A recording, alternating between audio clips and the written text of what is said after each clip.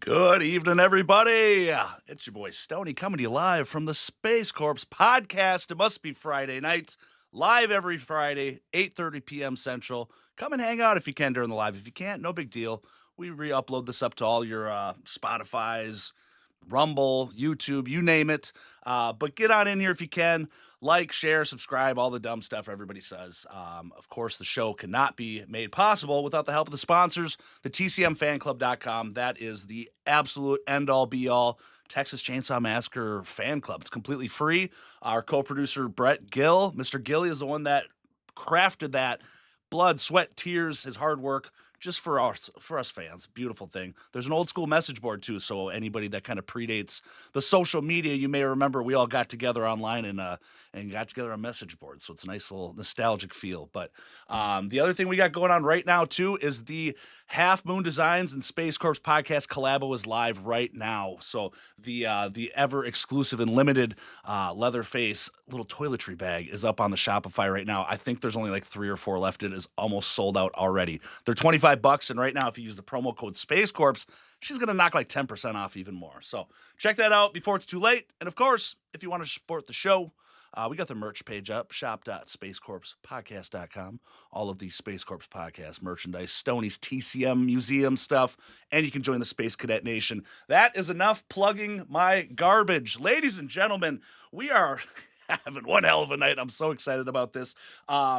This man is not only an actor, an art director, a writer, a producer, director. You know me, the TCM runs deep. This guy is an absolute legend. He got to play Leatherface, and he killed it in the 2013 Texas Chainsaw Massacre 3D. I'm talking about none other than Mr. Dan Yeager. Good evening, sir. Hello, Sean. How the heck are you? I'm tickled pink to be here. I gotta tell you, man. I was so excited to see that you've like rekindled your online presence. I've just fawning over the whiskey cigar reviews, and it's been excellent to see you around, man. Yeah, I'm admittedly terrible at it, but you know, I will never say I'm professional, but we try to put on something fun for this, and to get somebody like you do a good show. Well, I appreciate it. It's a massive leap in production value and the overall professionalism, thanks to our co-producer Gilly. He is just a computer wizard. He's builds websites, and all of a sudden he's like, "Look, here's what you need to do. We got to make it look good." And man, I tell you, to trust the people that have play into their strengths, because I can't do this crap, but now it looks pretty nice. So all right. Well, for the occasion, I myself like to fancy some whiskeys and some ryes and bourbons, and at my day job, I've kind of got a collection up above my office. I work for an electrical contractor, and the good electricians that understand the golden rule of you don't piss off your tool guy, because then as a thanks for some of these projects that I put up with them, they'll come in and they'll bring in a nice bottle, and I set it on the back shelf. We're renovating our house, and one of the projects we're on now, which is going to be done in the springtime, is our dining room. It's kind of a solarium, but that's where my bar is going to be. So I'm going to have a really nice backdrop with all these really beautiful bottles of whiskey and stuff, and so I had to bring one tonight. This is the Jephthah Creed, and I didn't even realize it until I was looking at it. This is a 5-year, 8-month. It is 125.58 proof, so it's gonna have some horsepower to it. But it's a good thing you got some ice there then. Yeah, I might be. I was about to make fun of you for the ice, but no, you want some ice with that.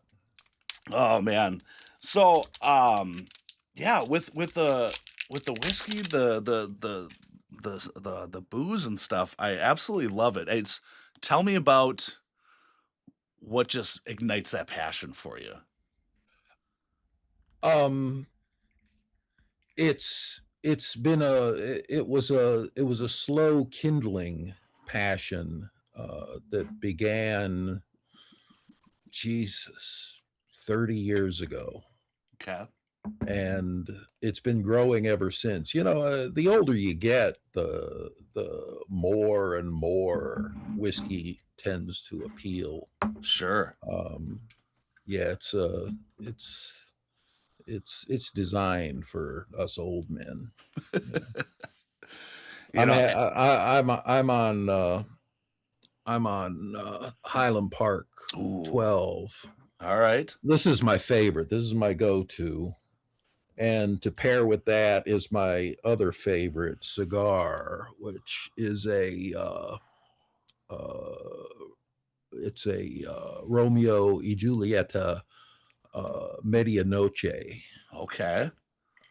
Just a beautiful, beautiful smoke, man. Excuse me a second. I got to Please reach the do. I got to reach the cutter. Absolutely. Oh, Uh, we got a lot of people in the chat right now as well. I definitely want to give some shout outs to everybody there. We've got GILLY, our co-producer. We got Jonathan Watkins. He makes all of the 1/6 scale, beautiful Mad Macabre pieces for your collection, anybody. So if you want to get some custom artwork done for your collection, hit him up. Steve Reed, one of our diehard buddies in the chat, good fan. We even got Kurt Campbell. He plays a Leatherface character in the horrorcore rap world, the old school. So anybody that might have ran with the old ICP, the Juggalo crowd back in Detroit, this guy wore a Leatherface persona, and he is one heck of a cool dude, a good friend of mine. I'm happy to see everybody in the chat. Sean Himes even in there. What's going on, everybody? So cheers to you, sir. Again, this is and to everybody who's joined us, thank you. yes, thank you, everyone. Oh God, yeah, that's good. Yeah, Yeah, that's a little young. I like them at least 12 years old. well, fair enough. And I and I was kind of I was pressed for time when I was leaving the shop today, and I go, oh my God, so which one am I going to pick? And I just kind of looked and I go, this one. I mean, Yeah, and bourbons don't need 8 years I don't know that bourbons get that much smoother. Scotches definitely do. sure, 12 years is okay, the right age for a scotch, but a bourbon, yeah, hell, I mean, I drink 3-year-olds. sure. I definitely I might. hope nobody clips all this It's not. out I of will stick up context. for everything and say that was out of text.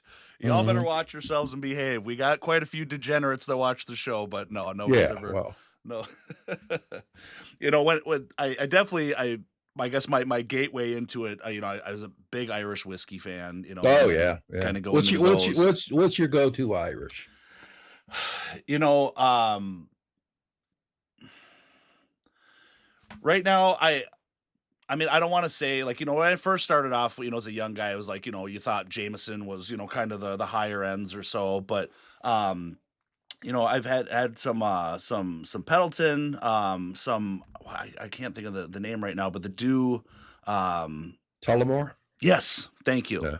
Um, but it's just fun to kind of get into that, and then also kind of learning some of the Japanese whiskeys and things like Mm. that, and then getting into some bourbon. I've never had a Japanese whiskey, which I need to try it.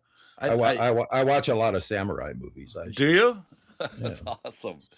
And then I got into some bourbons, but Scotch is kind of the next realm for me. I just, it's within all that kind of a dark, you know, area. I got to stay away from the clears. I'm not too great with that. I was never, I don't perform too well on the vodka. You have a little too much, Yeah, and that's too damn easy to drink. it It's the is. problem. I'll still have some tequila here and there. Get a little rowdy, Uh-huh. but Uh-huh. my age nowadays, I'm a family man. I've got 3 kids. I got a wife. I got a profession, so I gotta behave myself a little more than when I was Yeah, younger. no, the brown liquors are going to be the ones to see you through at this point in your life. It is. And now the nice thing too is as I'm finally at a spot where, I respect and understand when I've got something nice for sipping instead of just that's not your daily couple of cocktails type of, go-to choice. That's like, all right, we're gonna Yeah. have some of that tonight. Yeah, I was cleaning out my storage room, trying to get it organized, and I opened a box, and I'd seen this box before, but I don't know why I never really investigated it. It was a box to store a bottle of Middleton Mm, Irish whiskey, which is like I bought it when I had money, and sure. it was expensive then, and it's gone, just ridiculous. And so I just thought it was an empty box. I opened it up the other day, Mhm. and there's one more drink in it. Oh, really? Yeah, it's been sitting there for hmm, let's see, I've moved twice since I put it in there. So yeah, what, 15 years. Um, so I'm gonna wait for my birthday. Nice. I'm gonna finish that sucker. Well, and you were just doing yourself a favor, right? You're like one last ride at some Mm-hmm. point, hoping you did Mm-hmm. forget about it. Mm-hmm. It's always good. I think that's definitely that's gotta be more of like a man quality trait, like, oh, why didn't you just finish it and get rid of it? No, no, no, you don't understand. This is something Yeah. special Yeah. and push it off for a bit. Mm-hmm. Oh god, this is really good. Yeah. I When was you when you do start to delve into scotches, there are so many different types of scotch, mm. the Islays, the Highlands, uh, you know, I would have thought I could think of more types than that. Um, but anyway, they're all very different, Yeah. you know, single malts and, blends. Um, yeah, this Highland Park, actually Highland Park, my favorite was always the blend. And when I bought this bottle, I didn't really, you know, pay much attention. I just grabbed the Highland Park box off the shelf, and it turns out it's a single malt, and I didn't even know they made a single malt. But Mm. it's really good. I love it. Well, how long until the birthday's coming around where you're gonna get to I don't disclose my birthday. sometime in the future here. That's good Yeah, enough. it's in the next few months, so All I'm right. I'm gonna make it. Oh. Have you ever traveled over to Ireland, or have you ever done any kind of? I've been to Ireland twice. I've been to England once. Um, I need to get to Germany one of these days. Mm, I keep thinking I'm going to go, but life. yeah, I absolutely. I fortunately was smart enough, and I'm not even gonna say dumb enough, but to follow my dreams when I was younger, pre kids and all that. I was living up in the UP in Michigan for a little while.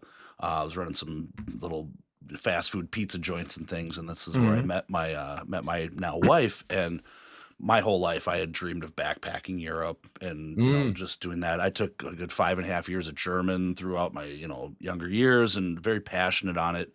And definitely got some German heritage and Irish and, Finnish.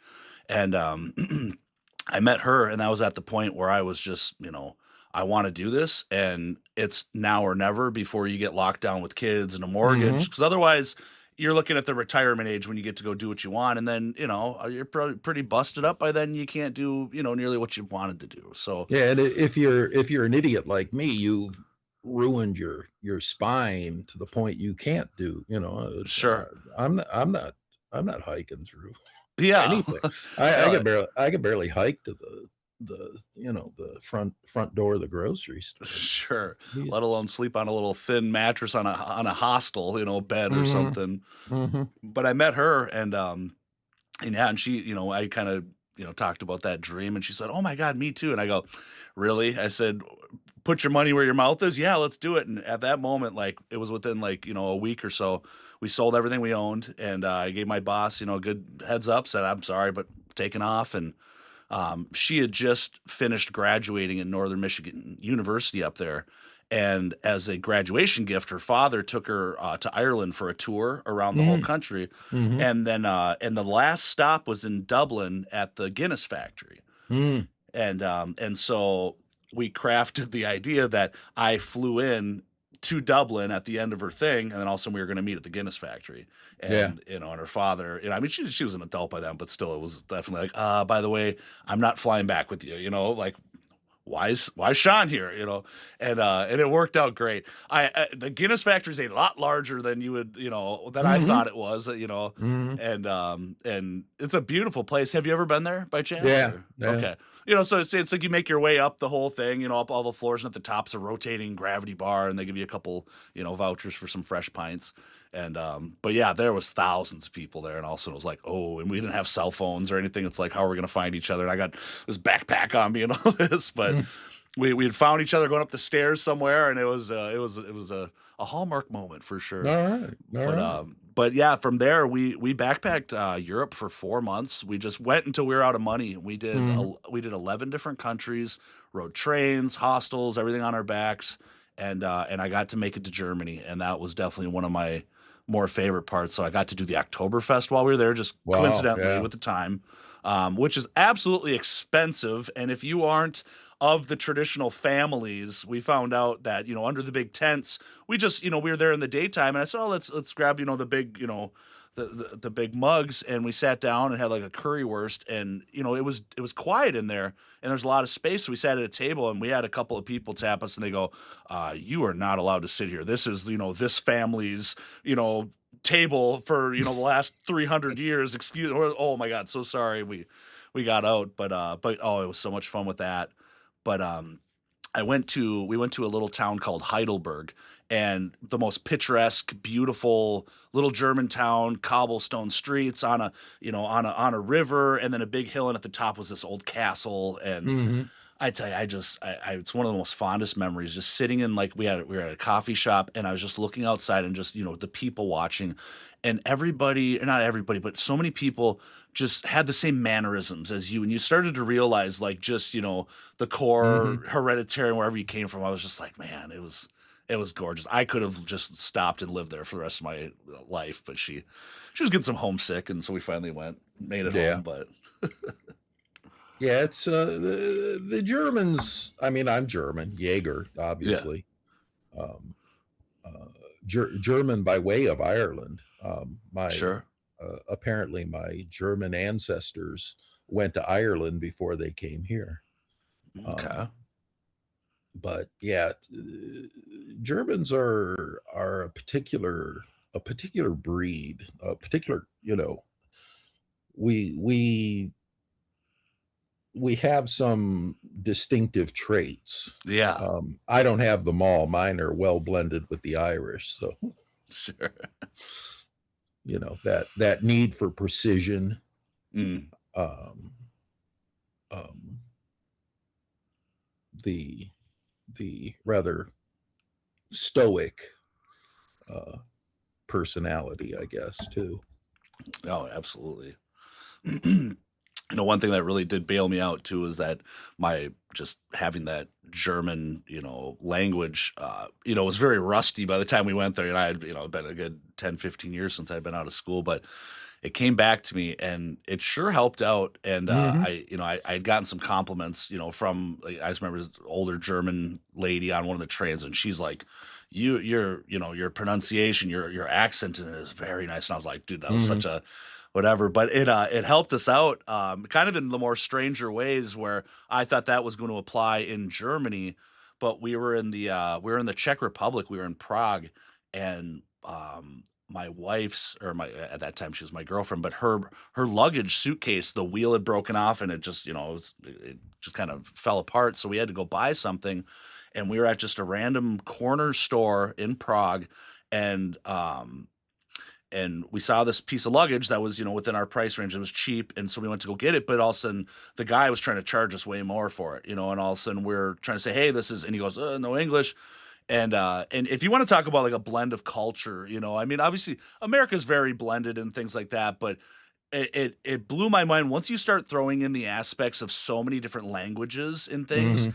It was a Japanese man that owned a store in the Czech Republic, and he spoke German. Mhm. And just to me that was like it was such an aha moment. But we were trying to tell him, hey, this isn't the right price. He didn't get it, but then I heard him talking on the phone. He was talking in German, and I said, so I started talking to him, and we were able to get it all figured out, and it worked out. Mhm. But yeah, you talk about just like, man, some of the skills that all of a sudden can really come in handy there. It Yeah, worked I out. had when I was in the construction business, building luxury homes in Pacific Palisades Mm, and out in Malibu and whatnot. I had an electrician from Paris, okay. Jean-Paul Bringuet. Ooh. I don't say that correctly, but as close as I can get. Sounded good to Anyway, me. he spoke French, Italian, and Armenian. Wow. And he had, because of his crew, they were all there, man, and just listening to him talk. German is kind of comprehensible to me. Hmm. You know, the Sure. they say English is a Germanic language, Yes. which doesn't mean that it comes from modern German, but they both come from the same thing, which Right. were completely different than what either of us speaks today. But there are when I read German words, I can often figure Yes. out what the hell they mean. Absolutely. I Just agree. kind of fascinating.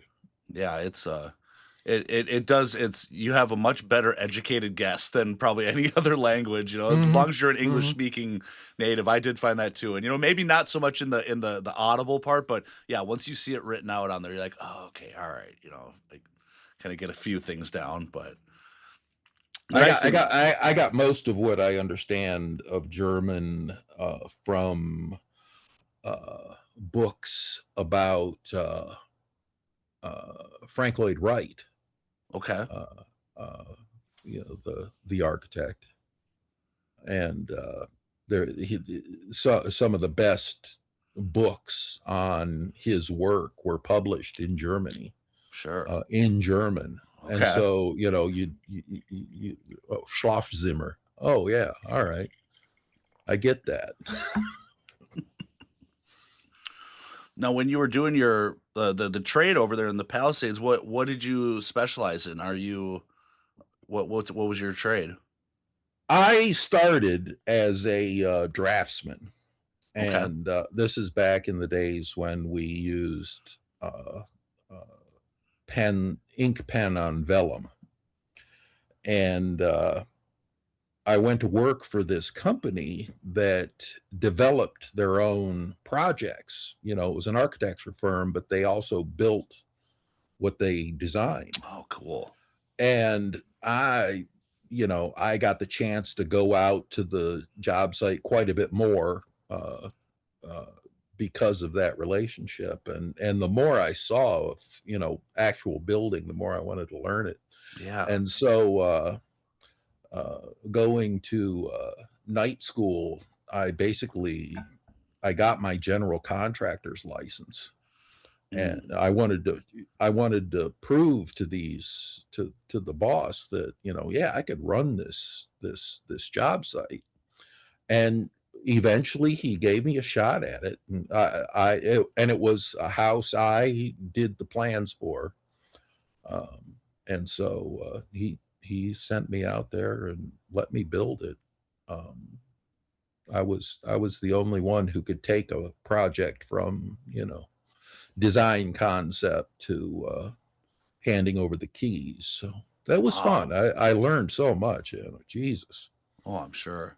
Um, and then I kind of started specializing in interior stuff, um, and went to work for a millwork company, Okay. where they did, just everything from, banks and hospitals and hotels and, um, just everything, and It houses, residential.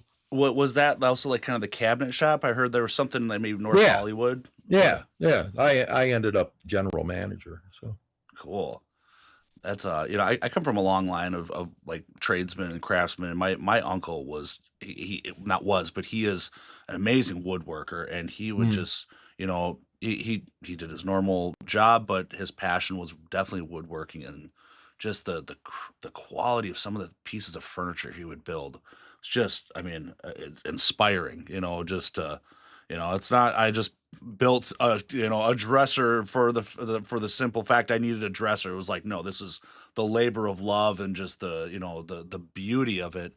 And we actually got to finally just get a china cabinet that he had made 30 something years ago, and his two kids, my cousins, they wanted nothing to do with it. He goes, mm, hey, he thought he was going to be like blessing them with this mm, this hand me down piece, and they were like, no, and he was taken back at it, and my aunt reached out and she said, hey, you have this, we have we bought an old Victorian home up here in Minnesota. It was mm, built in 1904. It's just this mm. old, you know, rundown mansion that they turned into multifamily housing and all this stuff. So we're trying to bring it back to a single family home, which we're doing. But just to match some nice pieces in this that kind of Mhm. aren't necessarily all with the time period, but I was really fortunate to get that, and God, it was just beautiful. So I got such an appreciation for people's trades and skills that they can do, especially working in a construction industry like that. It's like you really start to understand what it takes to put together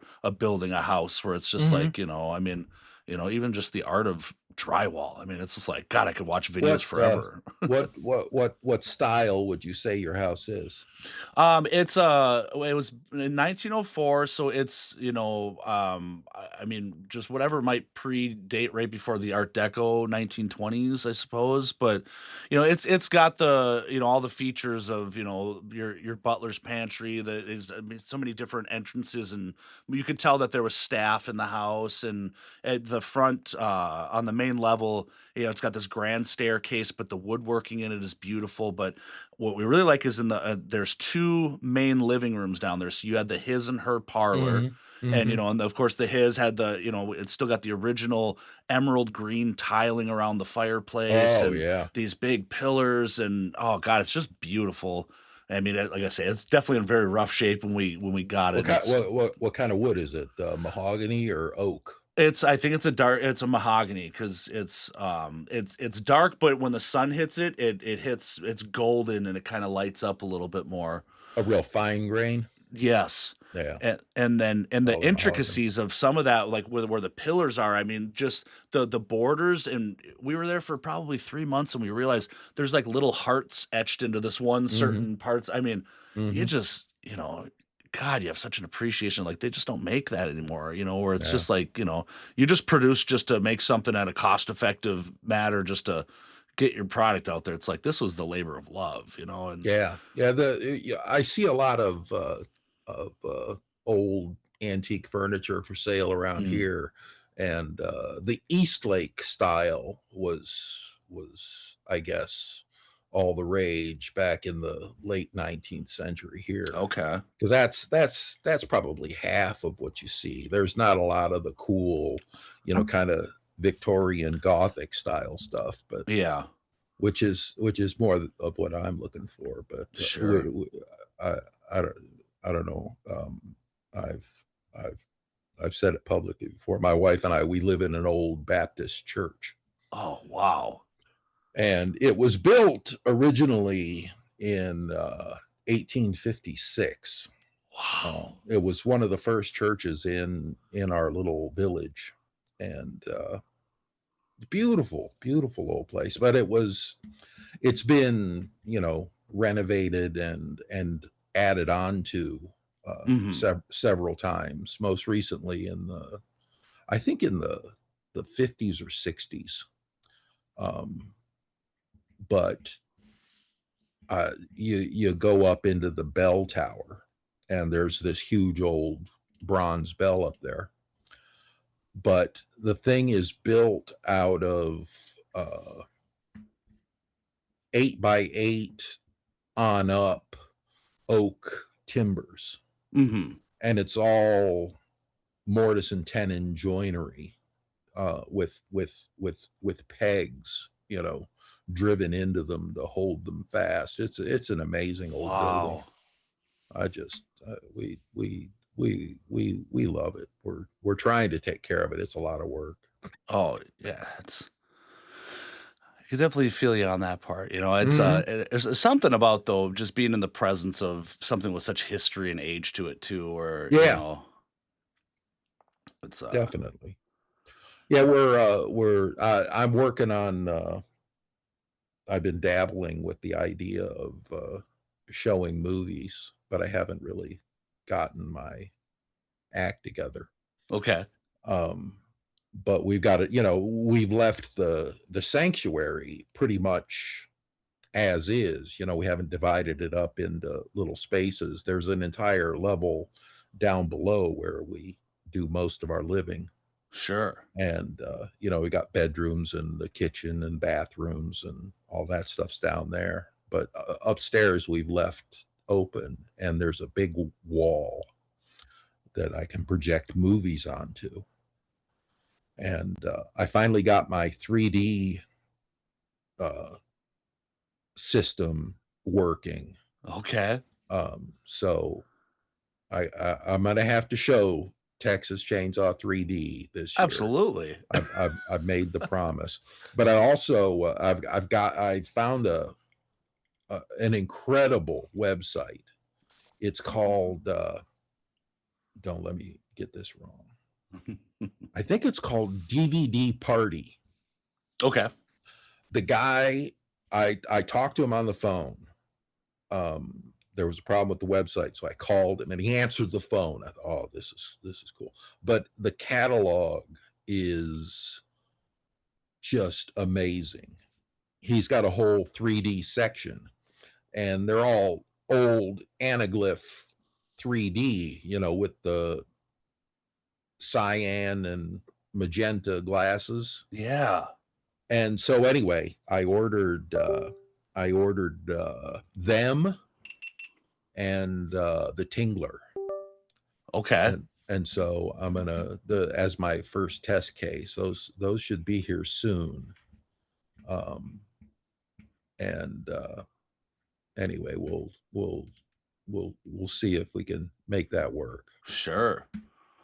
A little But glitch so you're playing. everybody in the Finger Lakes region of New York should be on the lookout for screenings of such Hollywood gems. It sounds awesome. I had a little problem with my webcam here real quick, so sorry for the little whatever this is. There's always Yeah, something that's got to go on. Jonathan Watkins is asking, Dan, what was your most memorable moments wielding the saw in that movie?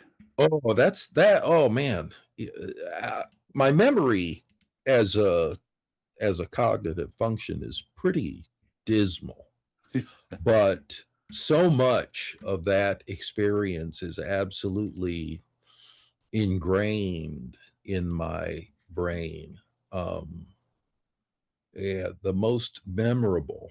There were so many, and most of them without the saw. The most fun I had with the saw was there's a scene where uh, the the girls and what was his name? Trey Songs. What was his character's name? See what I told you about my memory? Hey, It's garbage. hey, But anyway, eventually the van flips over and old Leatherface comes at him and he's trying to get him. And the thing is on its side and he can't quite get at him through the sliding door. And so he rolls the van onto its roof. okay. And then he goes at him through the window and busting out those windows. That was so much fun. Um, and that was where we really discovered the fatal flaw in the chainsaw as a an implement of menace. because the van was full of their stuff. Mm-hmm. And so it was just strewn all over the place, and the girls are trying to get away from the saw. And at one point, there was a blanket in the van, and it just caught a thread of that blanket, and the saw immediately stopped. Yeah, chainsaws can be undone by a handkerchief. Sure. It's sad. It's sad to admit. They're a great cinematic device. They're a great weapon because you can hear them long before you see them. Right. And that's the dread. Is, oh no, he's coming. We can hear the saw. And when you start one up, it's, oh, all right, it's on. Mm-hmm. Everybody knows that. Yeah, it's not so many weapons have such a visual, terrifying, alerting, part to it. It's just that in itself is just. Yeah, and if they're scary machines, man. Sure. Just I had Kurt, who plays Madness, who's the Leatherface in the horrorcore there. He says, didn't Dan and Gunner talk about acting as Leatherface? You remember having any kind of coaching moments or anything with him? Oh yeah. Well, by the time Gunner arrived on set, there was all this drama that had necessitated basically going to a 24-hour shooting schedule. Mm. And so what they would do is they would shoot one thing during the day and another thing during the night. Okay. And it was two separate crews, so there was an A crew and a B crew. And when they shot the assault on the Sawyer house, that was A crew shooting during the day. Mm-hmm. And the scene where Gunner is sitting at the window telling him, give him the boy. Yeah. And I was actually shooting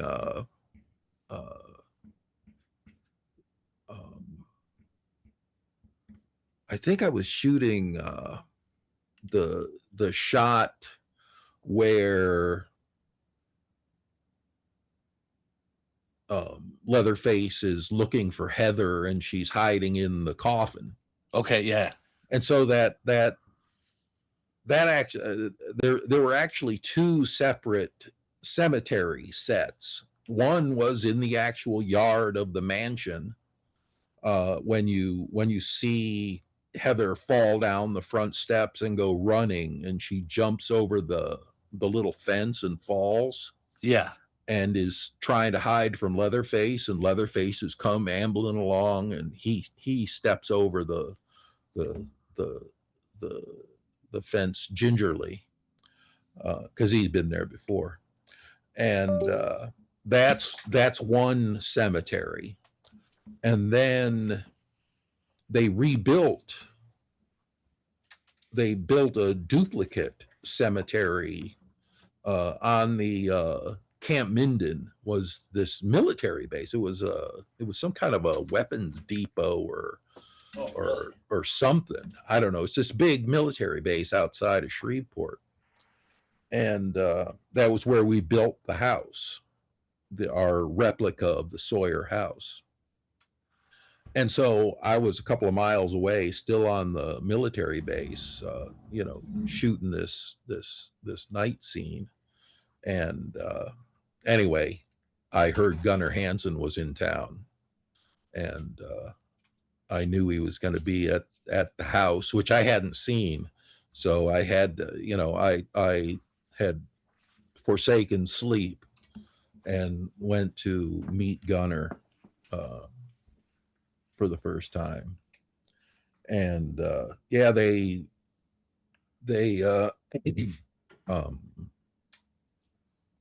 they had a nice uh, uh, crew tent set up with air conditioning, fortunately. And we got to sit there and talk for quite a while. You know, we were 3 weeks into doing the thing, so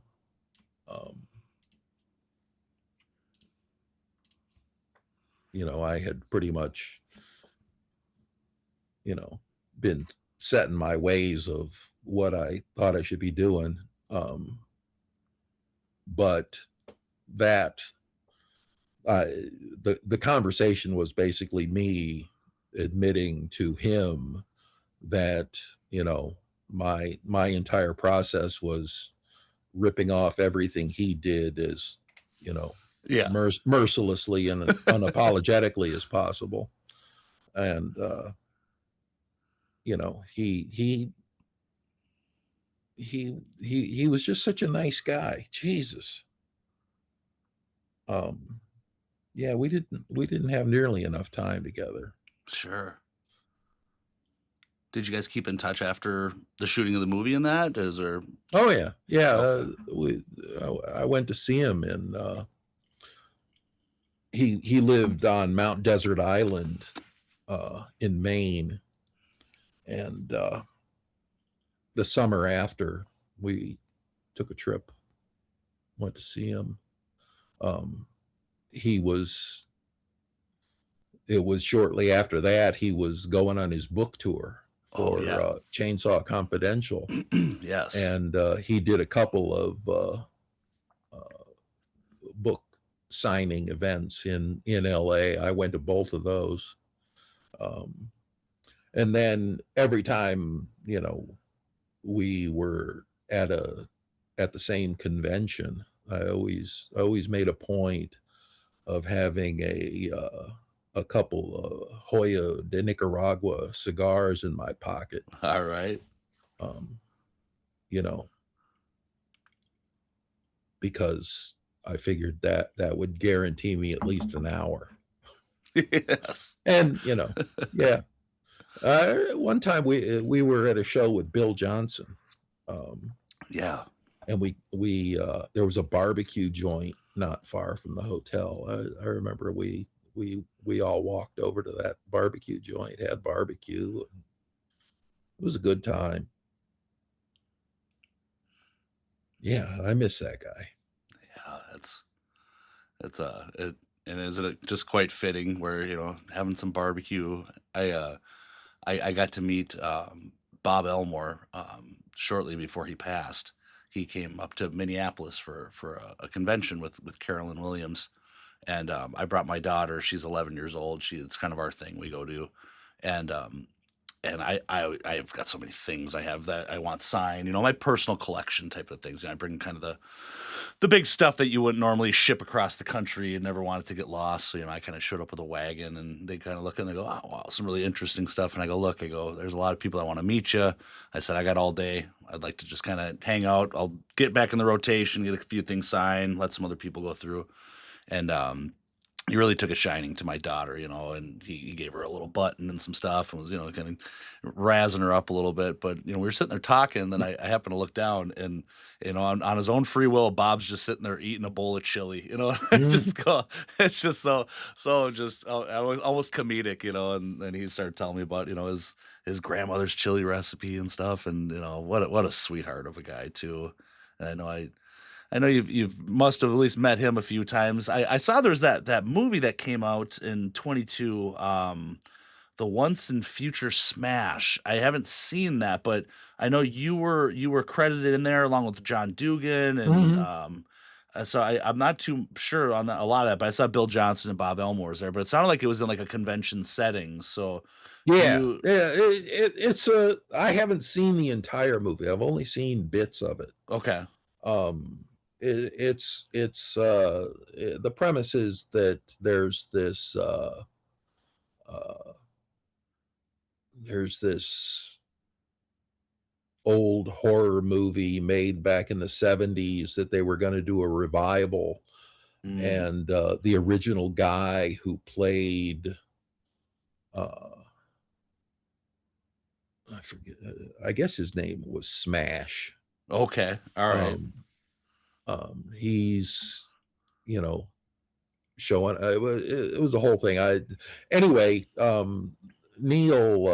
Neil Jones is the one who came up with the entire thing and made the movie.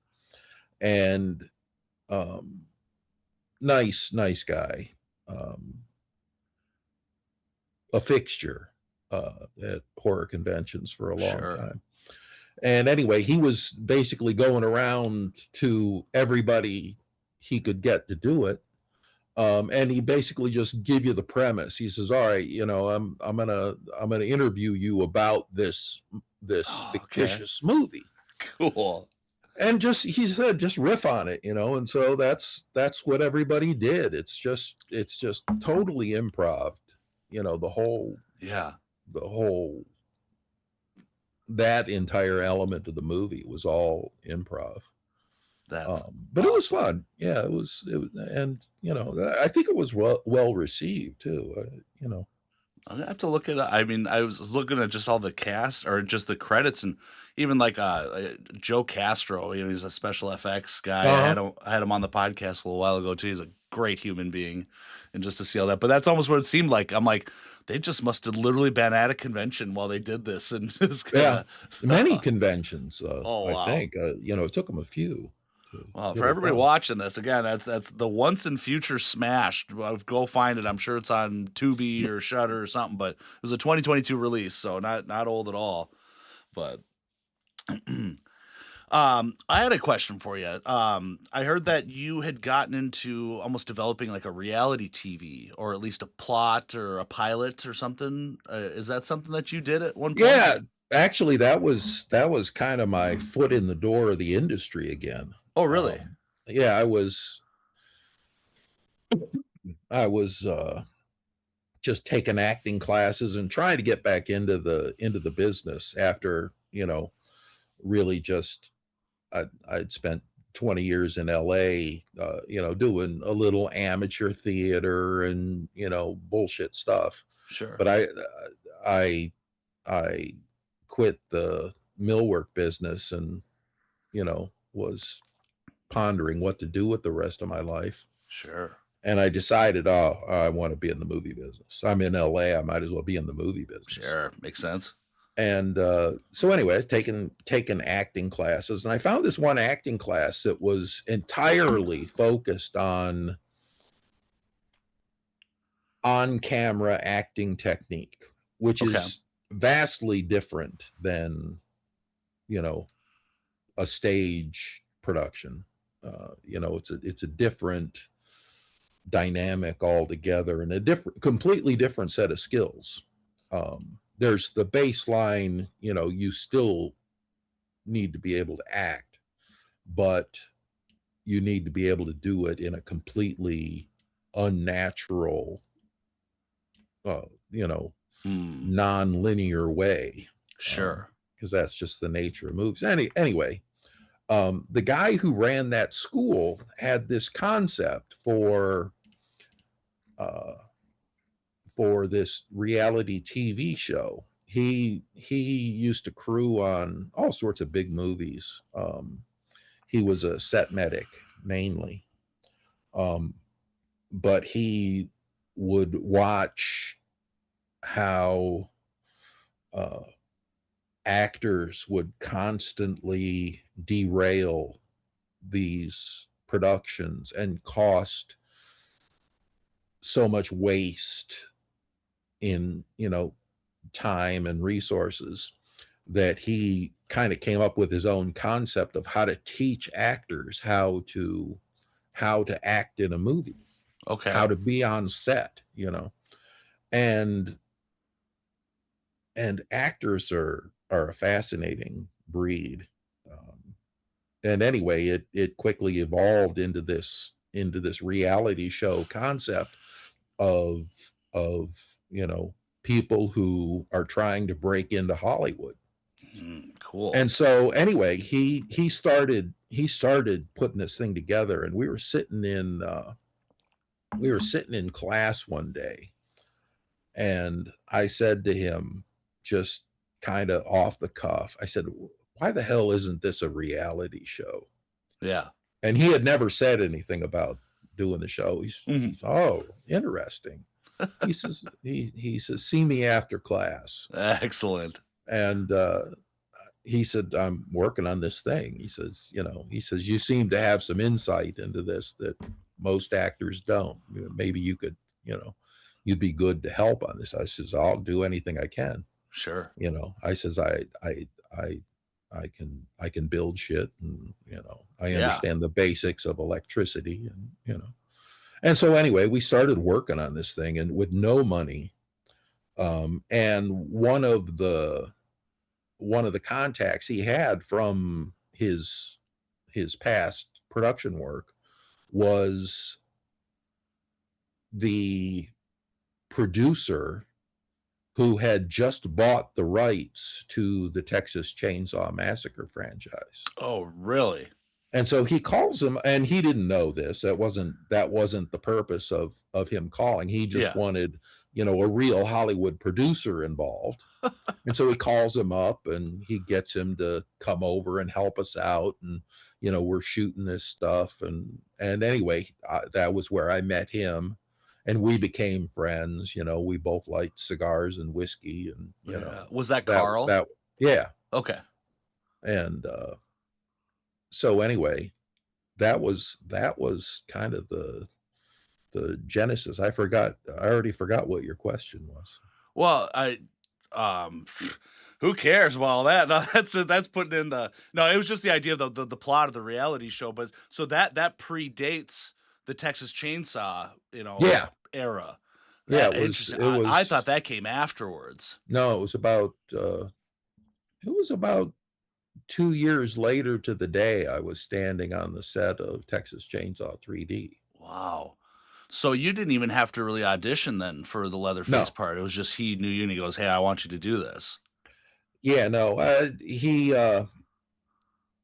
I had never mentioned to him that I was an actor. And in this production we worked on together, I was not an actor. I mean, I was just strictly, and because he, you know, like I say, actors are a very particular breed. Sure. Yes. And they're hard to be around sometimes. And so, but anyway, I never said, "Oh, put me in a movie." I would never do that. So I watched so many people, just so desperate to be in a movie, and I watched how he had to deal with that. It was painful, Yeah. and so I would never do that because we were friends. Sure. We're just, I valued his friendship. And anyway, it was toward the end of 2009. No, when the hell was it? It was toward the end of 2010. Mm. Um, we were actually building a trellis for his rose garden. He had a little tiny house up in the Hollywood Hills. Okay. And it was just on this little weird piece of land, and there was just enough room, and he had rose bushes, and he needed one of those trellises, the arched Yeah. trellises. Yeah. And let's build something nice. So anyway, we were working on that. And anyway, it was the end of the day. He said, "Oh, we should go out to dinner." We used to always go to the Hamburger Hamlet on Sunset Boulevard. And I said, "Oh, I'm sorry, I can't. I've got a thing." And he said to me, he said, "You're doing a play, aren't you?" I said, "Yeah, I am," because I wouldn't lie to him. Sure. And he said, "Well, are you going to invite me?" I said, "I don't know." He said, "Well, a friend, would invite another friend to their show." I said, "Well, I was going to wait and see if it was any good." before I even considered it. But I will make sure you have a ticket. And so I got him tickets for closing night, and the show was a an amateur production of a British pantomime, which is not no talking Marcel Marceau, I'm stuck in a box. A Okay. British pantomime is more Monty Python, Benny Hill type humor All right. for children with some several levels of entendre. Um, but anyway, I played the character of Herbert the Horrible Ogre, Okay. and Love it. the play was Puss in Boots, and Puss was played by my current wife. Uh, Really? Oddly enough, that was where we met, and so anyway, it was a short time before that one of our mutual friends, another he was a movie director, that Jeff Celentano. I took acting classes from him, and we were all friends. We were hanging out in the cigar bar, and Jeff knew, my acting skills, Mhm. and he asked Carl when we were sitting at the cigar joint. He says, "Oh, how's Texas Chainsaw Massacre coming?" And Carl said something to the effect, "Don't even ask." It was apparently a Not going difficult good. a difficult challenge. Really? And he said, and Jeff said, "Well, you know who'd make a good Leatherface?" And Carl innocently said, "Who?" He said, "Dan." That was the first ever mention of my playing Leatherface. And I kind of shrank from it. I didn't, oh, let's not go there. Uh, You know, let's just have our cigars and enjoy ourselves here. wow. And so anyway, it was not too long after that he came to see this show, and I play this monster in the show, Yeah. and come booming on the stage in the final act, um, to the screams of the crowd. And I'm up there with all these little tiny British actors, and it looked kind of silly, but he realized, oh my God, you Yeah. know, Sure. and there's a he it was at that point he said he actually we went out to a bar after the show, a whole gang of us, and he ran into somebody he knew from the business, and he said, "I want you to meet Leatherface." And he introduces me to, I forget who it was, but anyway, um, and then he kind of backpedaled. He said, I and he explained the dynamic because he had hired his other friend, John Lessenhop, to direct the thing, Okay. and he said, I can't. I'm never going to shove an actor down a director's throat. He Okay. says Yeah. he says that's he says, anyway, he arranged a meeting shortly afterward between me and John Lessenhop, and uh, uh, and it was unbeknownst to either of us. He basically invited us to the same party, Mm. and I'm not a party guy. I'm not good at parties. I enjoy them, but I'm not I'm not really a participant. Sure. And I hang back and I just kind of enjoy the crowd. You just watch the dynamic. And I didn't really know that many people there. They were all movie people. Mhm. And anyway, John eventually wrote a thing for the Huffington Post when Texas Chainsaw was getting ready to release. Um, and it was the story of how he found Leatherface, and he tells a story of this party, and he said that basically he was standing in the kitchen talking to Mark Berg, who was Twisted Pictures, the Saw movies, Okay. Yes. and he kept looking past Mark as Mark's trying to tell him some very spicy story, apparently. And finally, Mark gets annoyed. He says, something to the effect that she better be really hot, or you're just an asshole. And John says that he told him. He says, I think I'm looking at Leatherface. And it was me. I was standing across the room, glowering at the room. Yeah. Just in natural resting glower face. I don't try to glower. Yeah.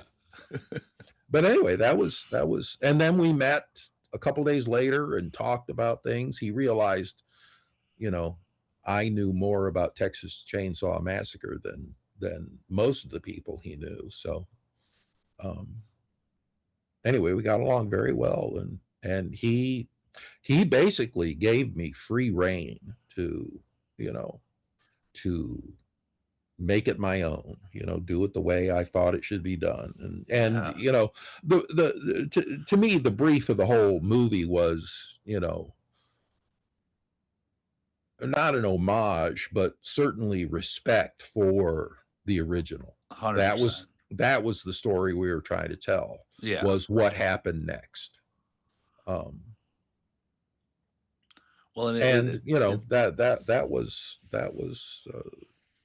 I don't did I answer your question? Oh, you sure did. I mean, I don't even remember a question. and that's the way it definitely comes off, is like, it's hard, it's hard to pick up where a movie left off from 1974, and now you're in 2013. And there's so many. The parts I always feel for, like, you and some of the other guests I've had on that play Leatherface and stuff. I go, the critiquing of the elitist fans and things like that, where it's like, well, it's not Toby Hooper's. No, it's not. And it's not ever going to be. And we didn't try, but we came at it with an angle of respect. I had, counsel from Gunner, and we made a chainsaw movie, and Well, that's how it came off. Actually, opening weekend, which the movie opened #1 at the fucking box office opening weekend. I saw it, and when it was in the theaters, I went and saw that. I was in high school. It was great. Well, the Carl threw another party up at his house. Yeah. Saturday night. And it was just getting better and better, the numbers. And anyway, that was where I met Toby Hooper. Really? And we had a couple of cigars, talked. I can't even, I don't know. I was a bit, I fanboyed out, I'll admit. Sure. Understandable. And anyway, I asked him, how he felt about all this, because I didn't know, how it was really going to be perceived. Sure. I had seen the movie. They did a screening for us at Lionsgate. But I knew we were certainly running the risk of offending him. Sure. with absolutely. I mean, it's a completely different style of movie and everything. He said basically, I asked him what he thought of Leatherface. He said, we've been through so many iterations of concepts of the Texas Chainsaw Massacre, and the remake and the prequel from 2006 were extreme departures. And so ours was the next one after that.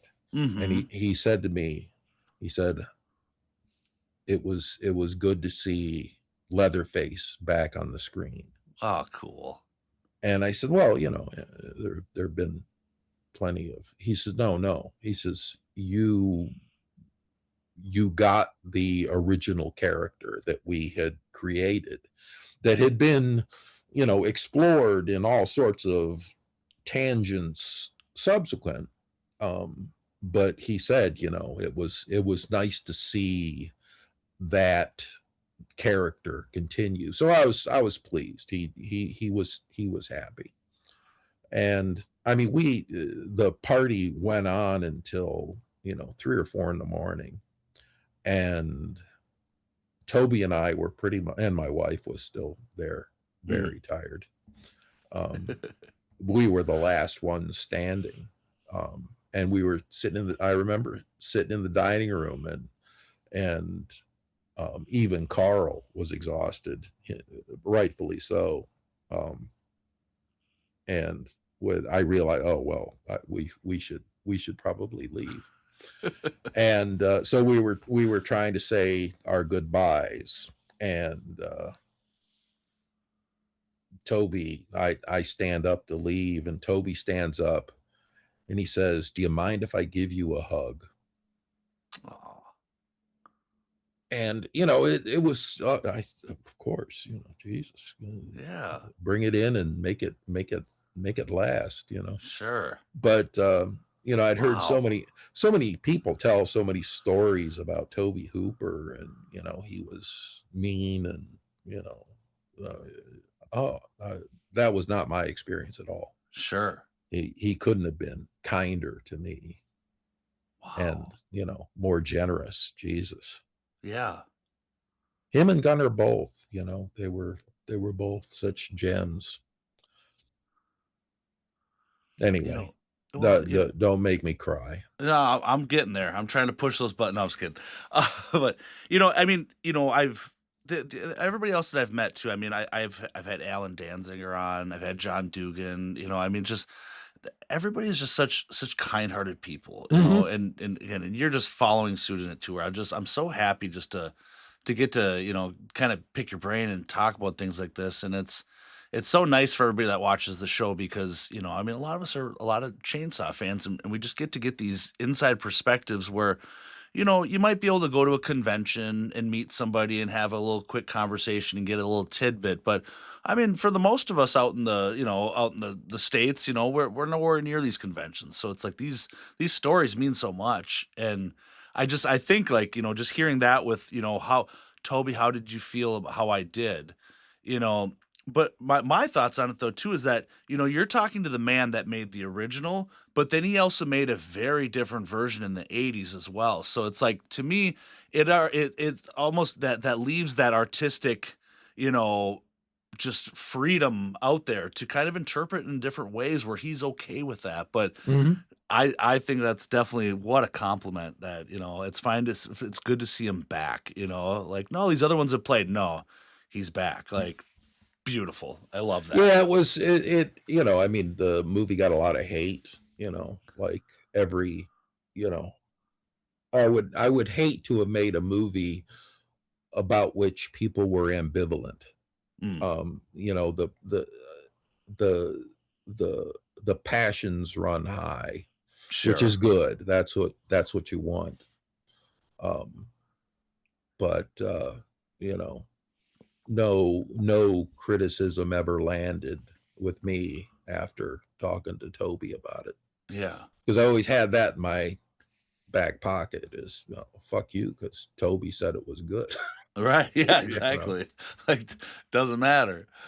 Um, and so on that other part too, I mean, just it's so interesting with that movie because just the cameos of the original cast. I mean, again, you had John in there, but you also had Marilyn in there. And Mhm. did you how was that with her? Did you get spend any time with her? Is any kind of fond memories that I mean, she seemed like she was a very, very nice woman. Yeah, well, actually, the very first thing that I shot was, that little bit you see after the credits run.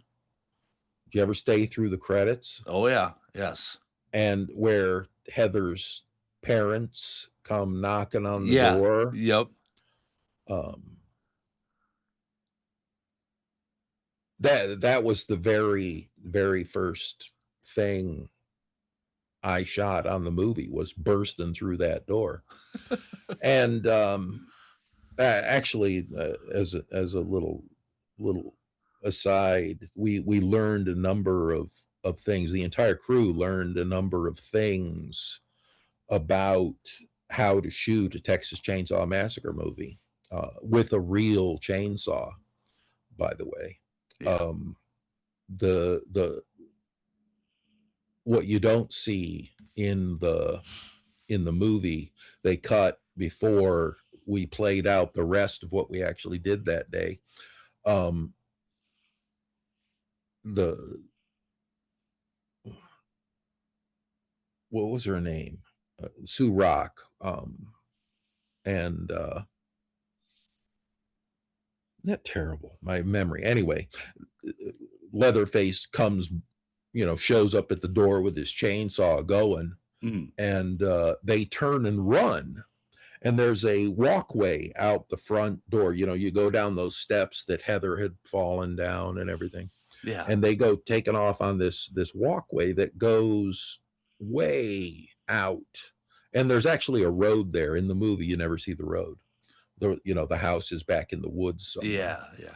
And so anyway, they go running, and they said just chase them with the chainsaw. Well, Sue Rock gets about 20 yards down the walk, loses a shoe, falls, Oh no.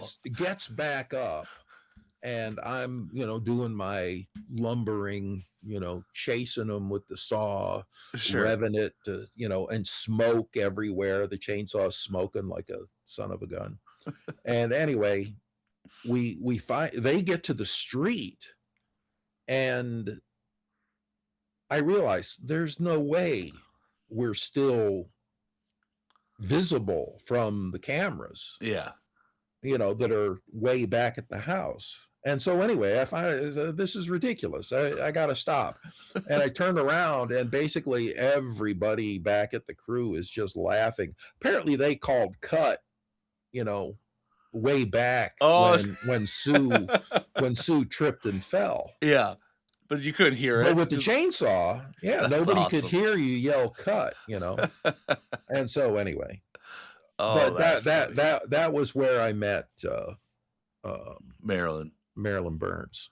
Wow. She was in her full grandma garb. Yeah. And I was standing there in the dining room with the rest of the cast. We were all there. And she comes in, and she's greeting everybody, and she takes my hand, and she says, "Oh, it's so nice to meet you." And she pats my hand, and she was just this frail old woman. And and she just gushed. And I mean, I was afterwards I was thinking, wait a minute, that was Marilyn Burns. Yeah. White pants, Marilyn Burns. Right. That's what I remember. Yes. Holy cow, she really got old. And I was kind of surprised. And so anyway, then the only thing she and I shot together was after she was already dead, and I had to carry her dead body back to her coffin in the ground and rebury her. And we shot that entire thing. I have some production stills from it.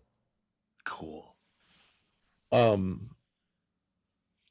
And I had worked out the whole business of how I was going to, lay her down into the coffin and everything. And like in the original, when Leatherface and the hitchhiker carry Grandpa down from upstairs and set him up at the dinner table. Yeah. Leatherface is just he pats his head, and he like gives him a little kiss, and he's just a sweet boy. and I wanted to kind of call back to that. That was the one thing. And so I had rehearsed with a friend of mine the night before we were going to shoot this. She was in the coffin, and I was, worked out all the business of how to do it. And so anyway, I did it, and they shot most of this pretty wide. And anyway, I give her a little kiss and layered into the coffin, and I close the lid and give it the time it needs. It was a very emotional thing. And Yeah. I'm in the mask, I'm weeping. um and anyway, I get up, and then I have to start shoveling dirt back onto her coffin, and she's in the fucking coffin, Really? bless her heart. And so anyway, finally, this went on, longer than I was comfortable burying a Yeah. living person. Yeah. We're gonna call And cut here or what? and so anyway, finally, John said cut, and I don't think there was a dry eye in the house. Wow. It was so just it was the epitome Wow. of tragedy. And unfortunately, when you make a Texas Chainsaw Massacre movie, you don't want your audience leaving the theater crying. Yeah, you want them And scared as so hell. and so they couldn't use any of it. Oh, The wow. only thing you see is basically a shot of my foot kicking some dirt into the grave. Whoa. That's the sum total of what they could use. Is it disorienting as an actor when, you realize that as they shoot a movie, it's not just linear, from just start to finish, where they have you bouncing from scene to scene? Is it kind of hard to really comprehend the entire story of what's going on because it's just No, so that's part of the skill that you really have to develop. okay, Is knowing the you know script, yeah, right? understanding where you are in the story at any given Yeah, moment, and what it takes to tell that story in that moment. sure. It's and what so many actors miss is that, you know despite what your acting coach told you, the camera cannot see what you're thinking or feeling Yeah. unless it manifests physically. You have to show it. You have to do something with it. Hmm.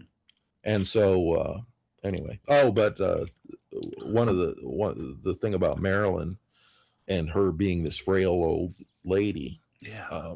she called me a few months after the movie came out and wanted to know if I was interested in doing some chainsaw event thing. And I'm talking to her on the phone, and I started thinking, well, wait a minute, is somebody just pranking me? Because she was this, just kind of bubbly, flirtatious Marilyn Burns on the Okay. phone. Yeah.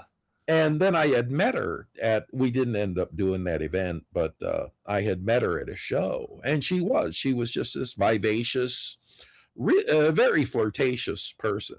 A lot of fun, just, not inappropriate by any means, Sure. but just, really, she was not some frail little old lady. And it was at that point I realized, oh my God, she made me bury my own fucking grandmother. Wow. You know, as Just an that in actor, character. yeah, Wow. as an actor, That's you don't amazing. you don't get opportunity. I got something in my eye. That is Sorry. amazing. No, they're Anyway, tears. We get it. yeah, no, I got I'm them not. too. I'm not crying. You're I crying. got them too, brother. This is amazing right here. So, what is your take on the convention thing? Like, so when the movie came out, 2013. When was the first time that you had kind of experienced that all of a sudden like this fandom and that whole atmosphere, because that's a whole nother animal, of just, legacy and, I mean, you don't Yeah, get that. I haven't done a lot of conventions. I've done a few, Sure. But you've done a and few. I mean, I always enjoy them. yeah, Um, I'm supposed to do one in at the end of May cool. in New Jersey, I think. Yeah, there you go, New Jersey Um, fans. um, but yeah, no, talking about uh, meeting actors, meeting fans. I came up with a theory, and I don't know if it's correct, but I'm going to stick with it. All right, let's hear it. Um, to enjoy horror movies in particular as an entertainment, Mhm. to get some human reward out of it, I think requires an elevated sense of empathy. You know, you you need to be able to feel what you're seeing these people go through in a horror movie. Absolutely. And we, you know, hope hope they triumph, and even when they don't, there's still, emotional reward because you're able Yeah, to empathize. absolutely. And so I think horror fans have an elevated sense of empathy, and that just makes them nicer than the average person you would meet on the street. Sure. Um,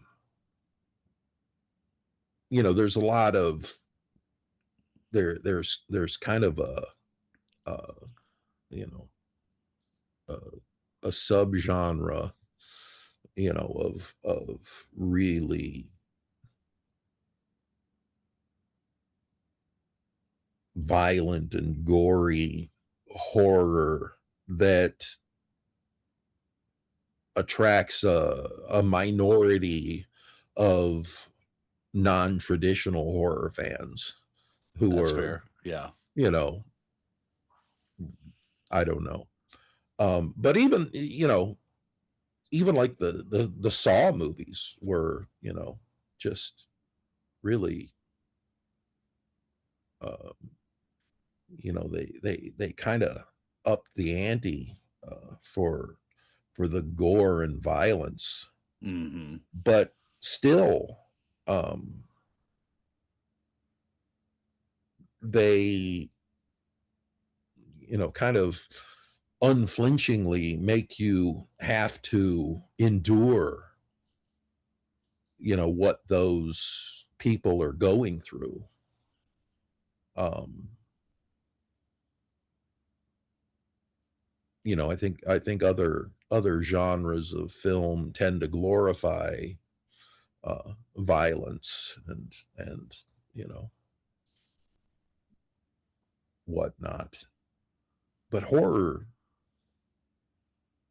really doesn't. I mean, you really need to have some sense of empathy to enjoy them, I think.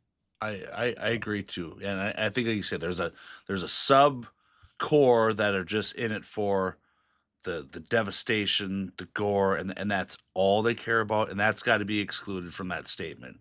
It's everybody else that just in general, Yeah, you know, that's a minority of people, yeah, I would say. and I pair that the same kind of way. I was just talking to one of my friends about, like, you know people that listen to, like, like heavy tunes, metal music and stuff like that. They're some of the more nicest, kindest Mhm, people. I mean, mhm. you go to most, again, there's always those outliers and that sub, small percentage, but you go to a metal show, and you're in a mosh pit. It's the most friendliest, thing, in the fact that it's a sense of community, and everybody looks out for each other. I mean, somebody falls Mhm, down, everybody's getting you up. I mean, like, they care about each other, and that's mhm. that empathetical, portion of it. And I really think my statement that I kind of, thought in my head today about it is, I think that's the balance of the individual of like, you need to have, the yin yang, the opposites where it's like, yeah, it might be really extreme music, but it balances out because I'm a very kind and gentle person in general, where if all you do is you act that way and that's what you listen to, you're off balanced. And maybe that doesn't Yeah, fit for everything. and I think, you know, the critique of non-fans of you know, metal. Yeah. Oh, it's just noise. Well, to them it is, Sure. Yeah. because they don't, Understandably. yeah, Yeah. they lack whatever that, you know, emotional quality is. And I Yeah. think it's empathy, Yeah. or, you know, people smarter than me could probably put a finer edge on it, but Jonathan Watkins says it's therapy. Absolutely. mhm. I love that. That's great. I think we're all on to something. It's a very good perspective I think to have on there. Um, I got to switch gears for a second because I just got to mention it too. As just with throughout your career and everything that you did, you were a part of the Sharknado universe as well. How did that opportunity come around? I think was it number 4 or was it was 4, Yeah, wasn't it? I was in Sharknado the fourth. May the fourth be with you, or May the the fourth 4th. awakens. I forget something.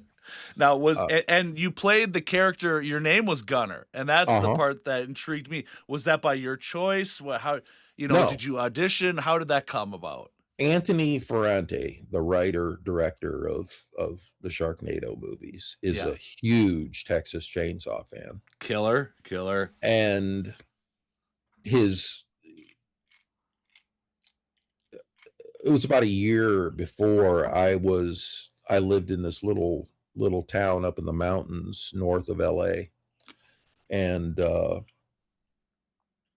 one of my friends was a prop guy, and he worked on the Sharknado movies, and you know, we were hanging out talking at the village fair one night, and he was saying, "Oh, you know, we're gonna eventually do another Sharknado movie." He says, "You should be in it." You know, he said, "Anthony's a huge Texas Chainsaw Massacre fan." I said, "Oh yeah, Excellent. I said that'd be fun. Let me know." And so anyway, um, Gunner had passed away, Hmm. and Anthony wrote the scene.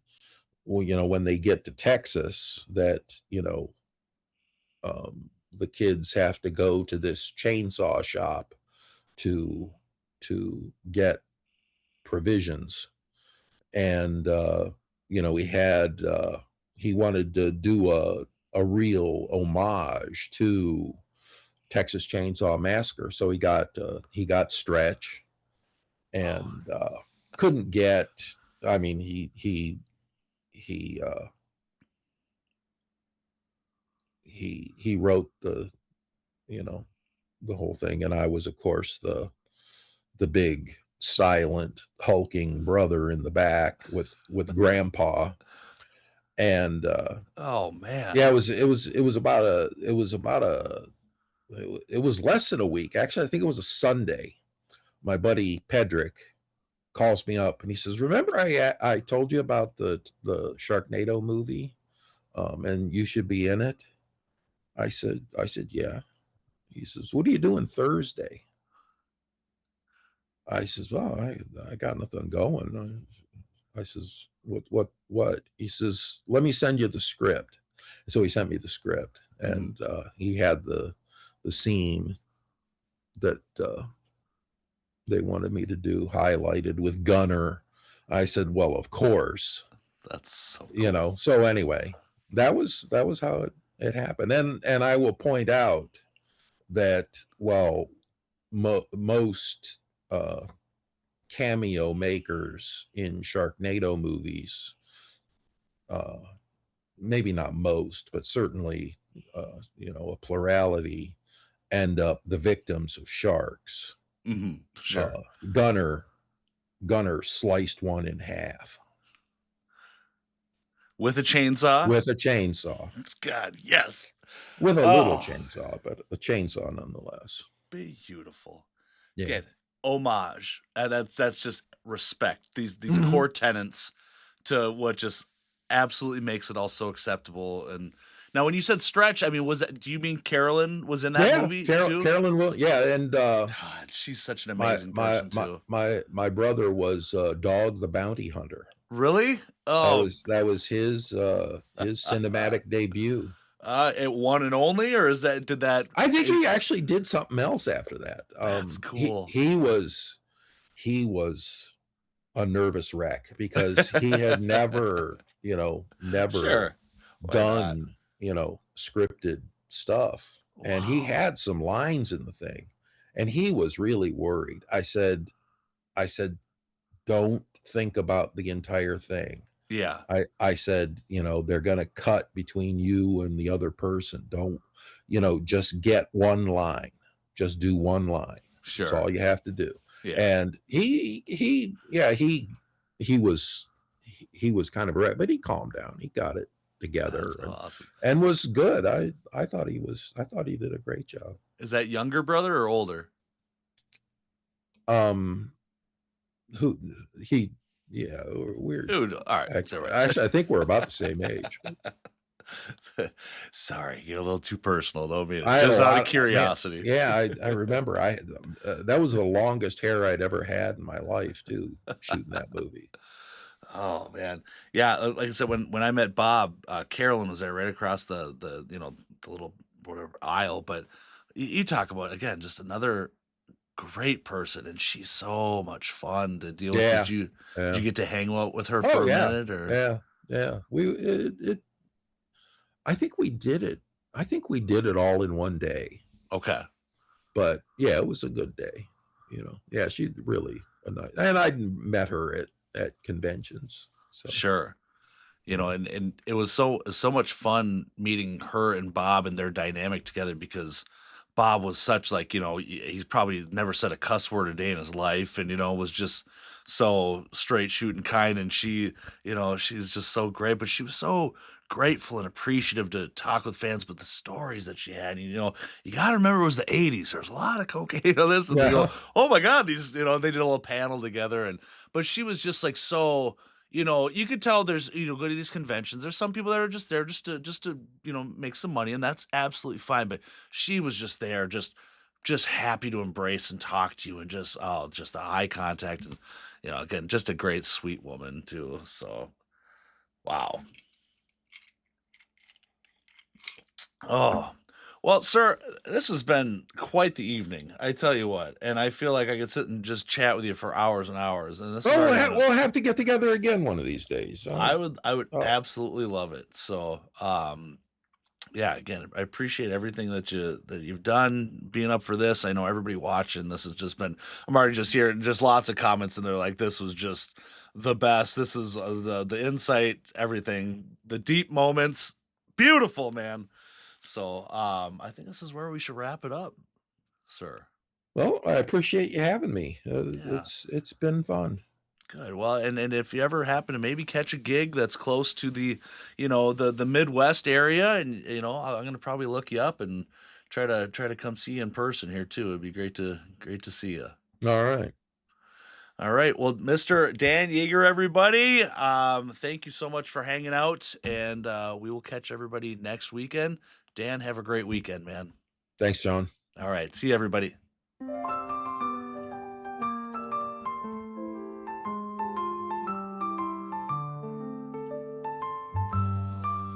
In the vast expanse where the cosmos sighs, drifts an ancient tale as old as the skies. A figure from stories now mythified, Space Corpse goes orbiting by.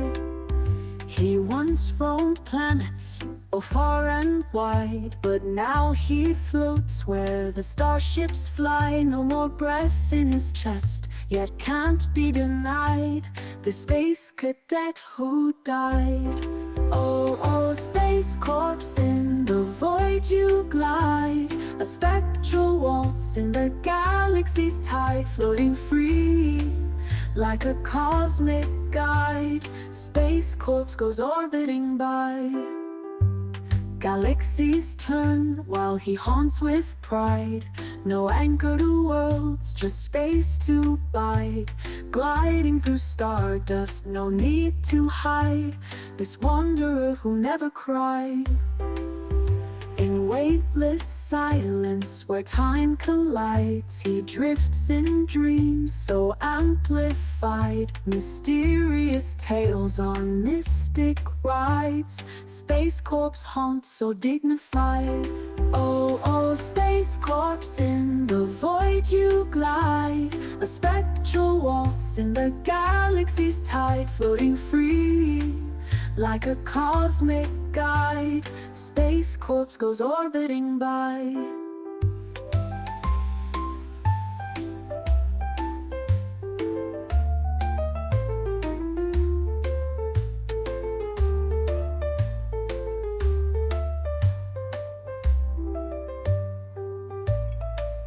Galaxies turn while he haunts with pride. A spectral waltz in the galaxy's tide, floating free like a cosmic guide. Space Corps goes orbiting by.